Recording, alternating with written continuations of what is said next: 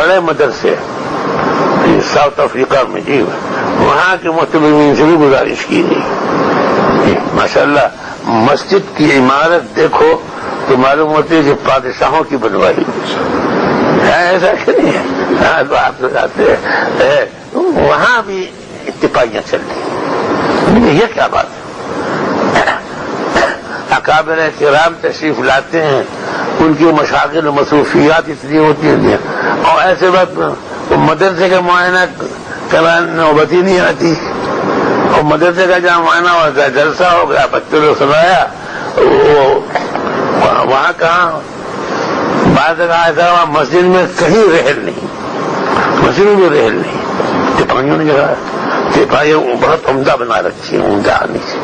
پہلے میں نے اتنی اونچی اونچی وہ جیسے ڈیسک کہتے ہیں درس تفسیر، پھر وہ جیسے وضو خانے میں بعض تپائیاں ہوتی ہیں، یہ تپائیاں ہیں، ان پہ قرآن پاک رکھ کے پڑھا جاتا ہے.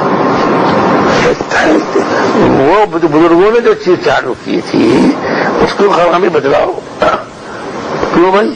تپائی کی وجہ کیا ہے، کس لیے تپائی؟ دیکھ لو یہاں بھی تپائیاں چھوٹی ہو بڑی کتنے متفرق سامان رکھے ہوئے ہیں. اور رحل کی وجہ کیا ہے؟ قرآن پاک رکھنے کے لیے. اس لیے رحل کو اور چیزوں میں استعمال نہیں کرتے، دینی کتابوں میں بھی استعمال نہیں کرتے، تفسیر کی کتابوں میں بھی استعمال نہیں کرتے، حدیث کی کتابوں میں بھی. کیوں بھائی؟ استاد کی جگہ پر طلبہ بیٹھتے ہیں، اکرام اور احترام.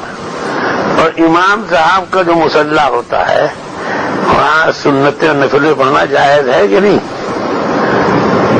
پڑھتے کیوں نہیں؟ جائز عمل کر کے دکھلاؤ تو کیا ہے؟ اکرام کچھ امتیاز چاہیے، اکرام ہے. کیوں صاحب؟ سب کے لیے اکرام کے حاکموں کی بھی کرسیاں مقرر ہیں، درجے مقرر ہیں. وزیر کی کرسی پر غیر وزیر بیٹھ سکتا ہے، پارلیمنٹ کا ممبر ہو. اور پھر بادشاہ کے تخت پر وزیر صاحب بھی نہیں بیٹھ سکتے، وہ جو بادشاہ کے بیٹھنے کی جگہ ہے. تو قرآن پاک کی تو شان وہ ملک جو وہاں پر دینی کتابیں بھی لوگ رکھنے لگے، یہ ان کی غلطی.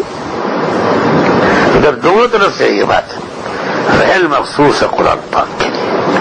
اب لوگ اور کاموں میں استعمال کرنے لگ گئے، یعنی کتابیں رکھنے لگ گئے، پڑھنے لگ گئے، تو باقی چیزوں کا وہ علم میں آتا نہیں اور وہ چیز چالو ہوتے رہے. اور یہ بھی ایک خوبی عرض کرتا ہوں اہل مدارس کی،